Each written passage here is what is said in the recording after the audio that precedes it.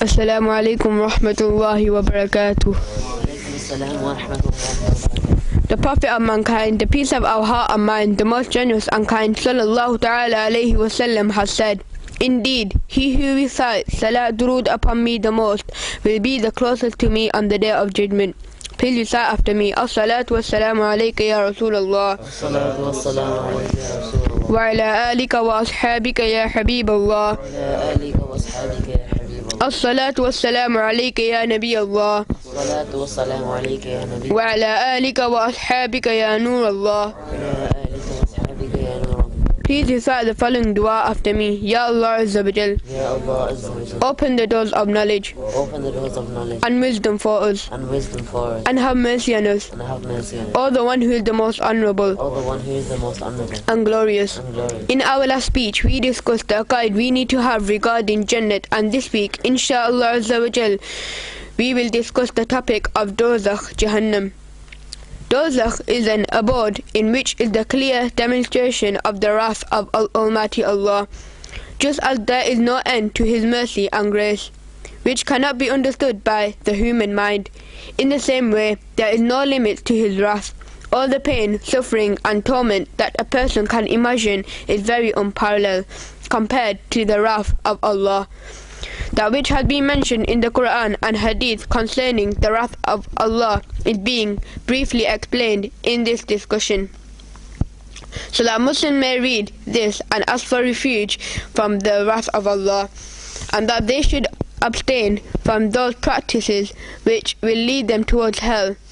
It is in the Hadith Sharif that when a person asks for refuge from hell, then Jahannam requests Almighty Allah to grant him refuge. The Quran has warned us on many occasions to fear hell and stay away from those things which lead one towards hell. As a means to educate us, our beloved Rasulullah sallallahu alaihi wasallam would often ask refuge from the fire of hell. The flames and sparks of Jahannam will be as high as huge mansions.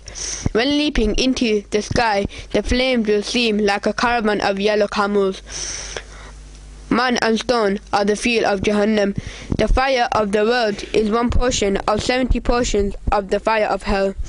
The lowest form of punishment is this, that a person will be made to wear shoes from fire, and this will cause his brains to boil like a copper pot boils. He will think that he is receiving the worst punishment, whereas he will be facing the least punishment. Almighty Allah will ask him if he had the entire earth, would he give it in return for refuge from this torment?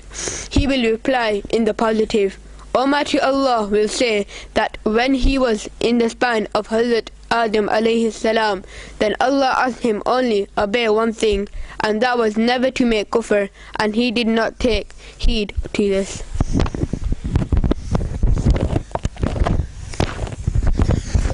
The fire of Jahannam has been fanned for 1,000 years until it became red. It was then later fanned for another 1,000 years until it became white. It was then fanned for another 1,000 years until it turned black. It is now completely black, wherein there is no sign of light. Hazrat Jibreel alayhi salam took an oath to the Prophet sallallahu alayhi wasallam and said, "If the doors of Jahannam are opened, even equivalent to the point of a needle, then all the people on earth will die due to the intensity of the heat." He then swore an oath and said, "If the warden of Jahannam had to appear to the people, then all of them would die due to his fierce appearance." He also took an oath and said, "If one link from the chains of Jahannami has to be placed on a mountain, then it would begin to tremble, and it will not be able to bear this until it will finally sink deep into the earth." The fire of this world is so intense, and there is none who can dispute this. In hot weather, it is extremely difficult to stand near a fire.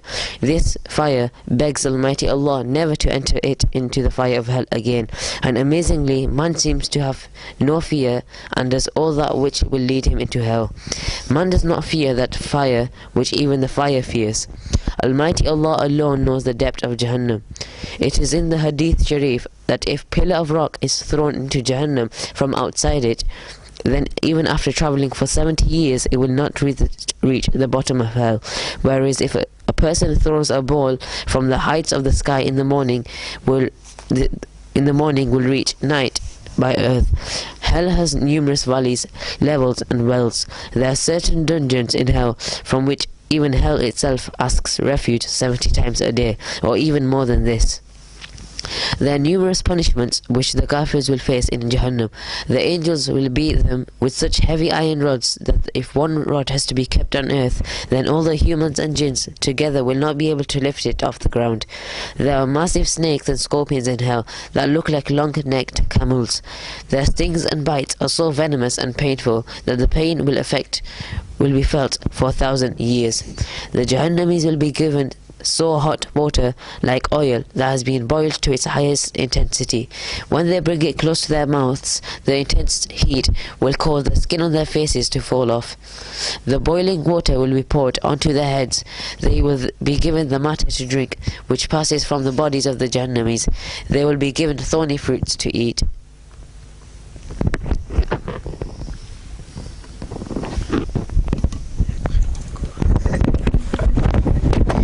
When the kuffar become wary of the punishment, they will discuss with one another and agree to summon Hazrat Malik alayhi salam, who is the gatekeeper of hell. They will say, "Please end our lives." Hazrat Malik alayhi salam will not reply to them for 1,000 years. After 1,000 years he will say, "Do not call to me, call out to him who you have disobeyed." They will then call out to Almighty Allah with His merciful names for 1,000 years. Almighty Allah will not reply to them for 1,000 years. After this time He will say, "Be off, remain in Jahannam and do not call out to me." The kuffar will then become disillusioned and will scream and will wail like donkeys. They will cry so bitterly and that deep scars will form on their faces. They will cry blood and matter instead of tears. The blood and matter will be so much that ships would be able to sail in them. The Jahannamis will be so ugly that if one Jahannami has to be brought onto earth, then all the people on earth will die due to his ugliness and foul odor. The bodies of the Jahannamis will be inflated to such an extent that to travel from one shoulder to the other shoulder will take 3 days on a fast horse. Their skins will become 42 yards thick and their tongues will hang out of their mouths for 1 to 2 miles distance. The place where they sit will be like the distance between Makkah and Medina. They will sit in Jahannam with twisted faces.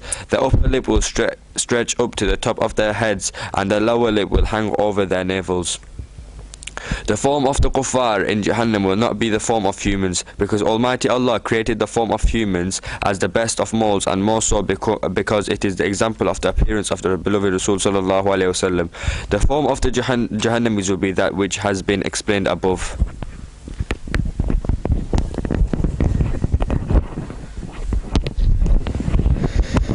Finally, the kuffar will be placed into caskets of fire equivalent to their height. A lock of fire will be placed onto this casket, and this casket will be placed into another casket of fire with fire between it and a lock on it.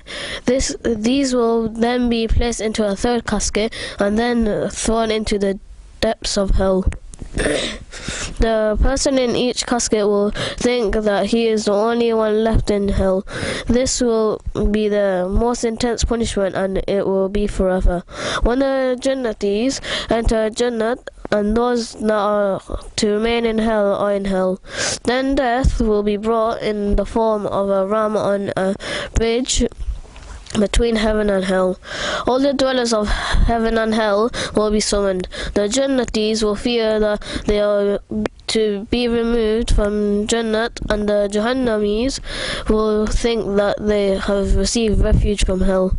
They will be asked if they recognize the ram, and all will say that it is death. The ram will be slaughtered, and it will be said, "Death is no more."